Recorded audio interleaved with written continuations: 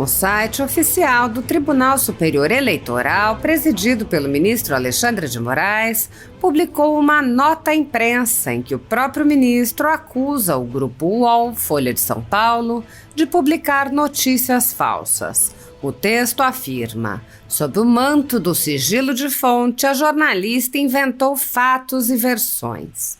Em seguida, lamenta que um colunista tenha repercutido a matéria sem checar os fatos, que eram declarações de ministros anônimos da corte.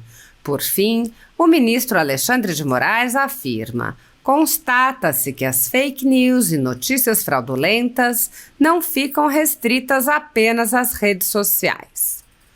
Tal postura evidencia a disparidade de tratamento do ministro Alexandre de Moraes e do judiciário brasileiro diante de mídias bilionárias, quando comparadas às violações de direitos perpetradas contra cidadãos e jornalistas independentes. Ouça o texto da nota divulgada no site oficial do Tribunal Superior Eleitoral. Nota à imprensa. Esclarecimento a respeito de afirmação falsa publicada no UOL. O presidente do Tribunal Superior Eleitoral, TSE, ministro Alexandre de Moraes, esclarece que é falsa a afirmação noticiada pela colunista do UOL, Carolina Brígido, nesta sexta-feira, 24, com o título "Defesa matou chance de Bolsonaro concorrer em 2026", dizem ministros do TSE. Sob o manto do sigilo de fonte, a jornalista inventou fatos e versões. Ainda mais lamentável é o fato de um jurista como Walter Maierovitch ter repercutido a matéria em sua coluna sem checar a veracidade das informações, elaborando uma coluna baseada em informações falsas. Importante destacar que a imprensa livre é um dos principais pilares democráticos em qualquer país. Infelizmente, ao haver esse tipo de publicação em veículo de relevância nacional como o UOL, constata-se que as fake news e notícias fraudulentas não ficam restritas apenas às redes sociais. Não há democracia sem uma imprensa forte, consciente e responsável. Essa responsabilidade, portanto, deve ser exercida diuturnamente e incansavelmente por todos os profissionais da imprensa. O inquérito 4781, conhecido como Inquérito das Fake News ou Inquérito do Fim do Mundo, foi aberto de ofício sem a participação do Ministério Público e se arrasta há mais de 5 anos em segredo, deixando um rastro de destruição sob a alegação de que investigaria fake news e notícias fraudulentas. Neste e em outros inquéritos, empresas e residências foram invadidas e pessoas tiveram todos os seus eletrônicos apreendidos, bastando para isso que alguém alegasse que poderiam estar produzindo fake news ou notícias fraudulentas, sem sequer necessidade de que tais notícias fossem apresentadas. No inquérito 4828, que foi posteriormente arquivado por falta de indícios de crimes, o ministro Alexandre de Moraes ordenou a quebra de sigilos bancário, fiscal e telemático de dúzias de pessoas, inclusive parlamentares no exercício do mandato, jornalistas, empresários e ativistas. A justificativa apresentada para solicitar as medidas foi: abre aspas, a potencial existência de uma rede integralmente estruturada de comunicação virtual, voltada tanto à sectarização da política quanto à desestabilização do regime democrático para oferir ganhos econômicos diretos e políticos indiretos. Fecha aspas. No pedido apresentado ao ministro Alexandre de Moraes, a Procuradoria-Geral da República admitia não ter qualquer prova da existência de tal rede estruturada. O texto apontava, abre aspas, para sustentar a existência destas práticas concertadas, entretanto, é necessário provar um nexo de causalidade entre o fenômeno e a atuação dos agentes que dele participam. Isso se faz necessário porque o paralelismo é caracterizado por um conjunto de atuações, em princípio neutras, suscetíveis de serem interpretadas num sentido tanto favorável como desfavorável. Surge, portanto, de extrema importância a avaliação dos fatos caracterizadores de condutas tidas como ilegais sob aspecto penal, para se ter a certeza de que se tratam de práticas criminosas reprimíveis pelo direito. Da sucessão dos fatos aqui narrados e da observação dos acontecimentos, só há como inferir que os envolvidos não praticaram condutas lesivas ao livre exercício das casas legislativas e deste próprio tribunal, por meio de providências cautelares, entre outras diligências a serem implementadas pela autoridade policial. Fecha aspas. Com base nessas alegações, o ministro Alexandre de Moraes ordenou a invasão de residências e empresas, a apreensão de todos os equipamentos de empresas, sócios e familiares e a quebra de todos os sigilos de dezenas de pessoas.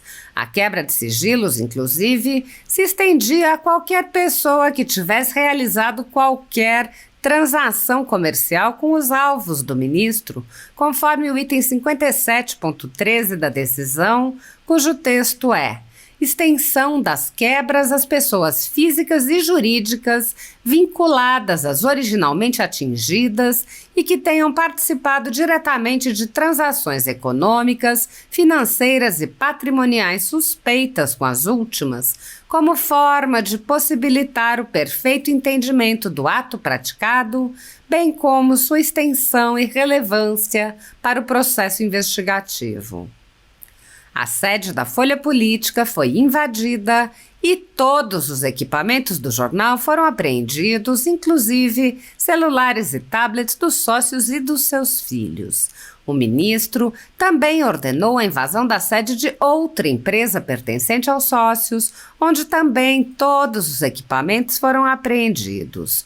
O manto do sigilo da fonte foi completamente ignorado, assim como a inviolabilidade do local de trabalho do advogado, entre muitos outros direitos fundamentais dos sócios.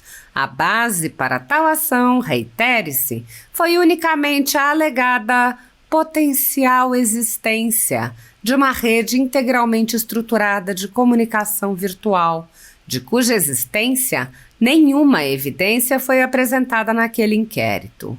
Assim como ocorre em dezenas de outros inquéritos políticos conduzidos pelo ministro, as supostas evidências teriam sido produzidas no inquérito ilegal e inconstitucional das fake news e lá permanecem em sigilo, acessíveis apenas ao ministro e aos veículos da velha imprensa, que recebem trechos selecionados aos quais os advogados das partes sequer têm acesso.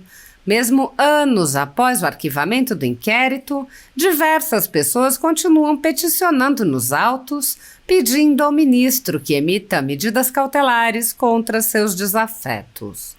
Segundo a nota do Tribunal Superior Eleitoral, jornalistas e colunistas do Grupo UOL inventaram fatos e versões e os repercutiram.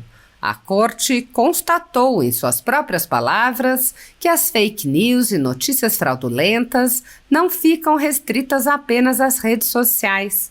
No entanto, nenhuma residência foi invadida, nenhum único celular foi apreendido, muito menos todos os equipamentos do Grupo UOL.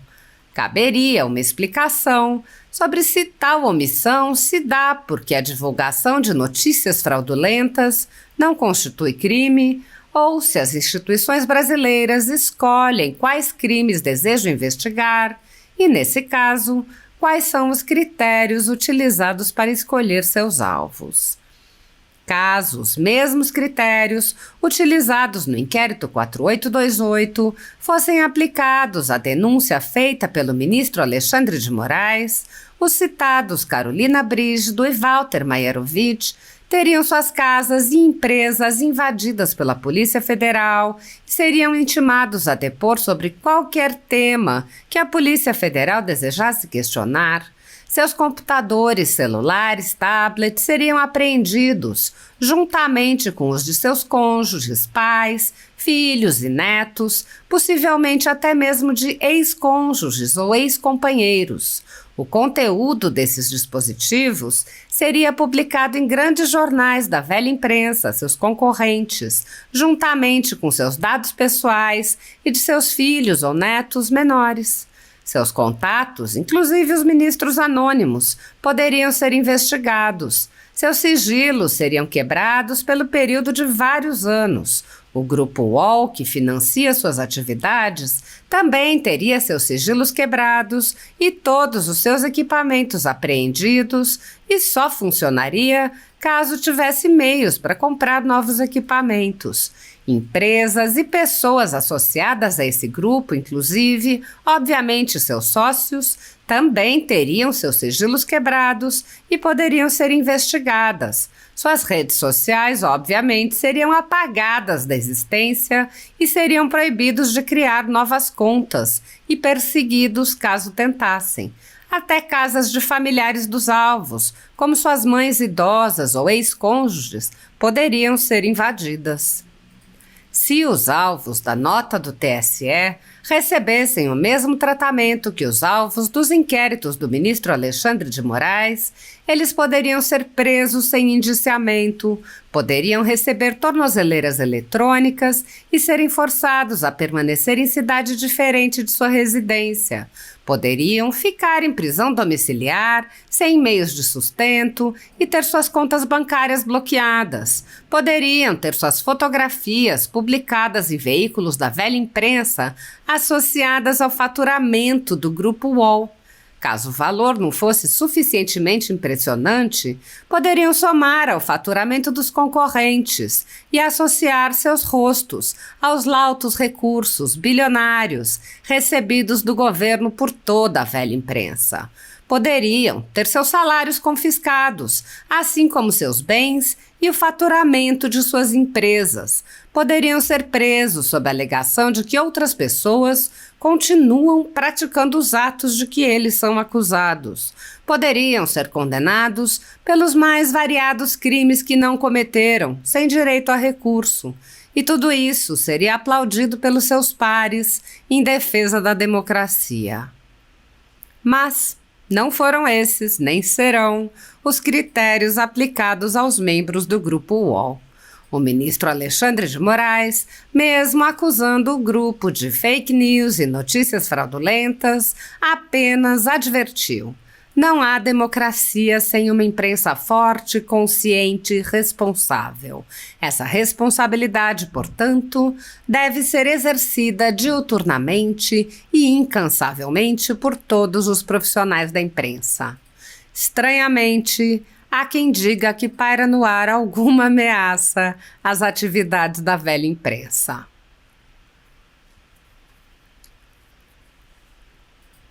Há mais de 5 anos, o ministro Alexandre de Moraes conduz em segredo de justiça inquéritos políticos direcionados a seus adversários políticos.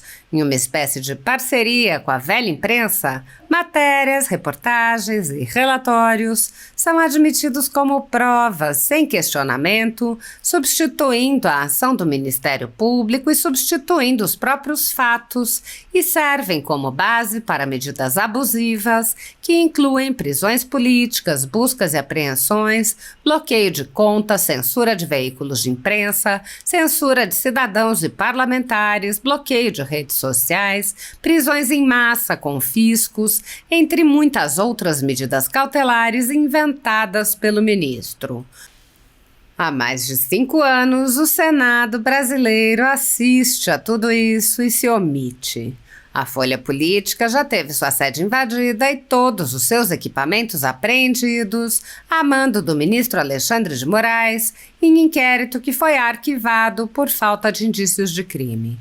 A renda do jornal está sendo confiscada a mando do ministro Luiz Felipe Salomão, ex-corregedor do Tribunal Superior Eleitoral, com o aplauso dos ministros Luiz Roberto Barroso, Alexandre de Moraes e Edson Fachin. Todos os rendimentos de mais de 20 meses do trabalho de jornais, sites e canais conservadores são retidos sem qualquer base legal. Se você apoia o trabalho da Folha Política e pode ajudar, doe qualquer valor à empresa Raposo Fernandes através do Pix, utilizando o QR Code que está visível na tela ou o código ajude@folhapolitica.org.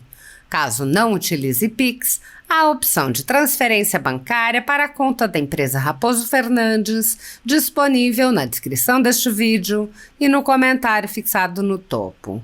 Há mais de 10 anos, a Folha Política vem fazendo a cobertura da política brasileira, quebrando a espiral do silêncio imposta pelo cartel midiático que quer calar vozes conservadoras.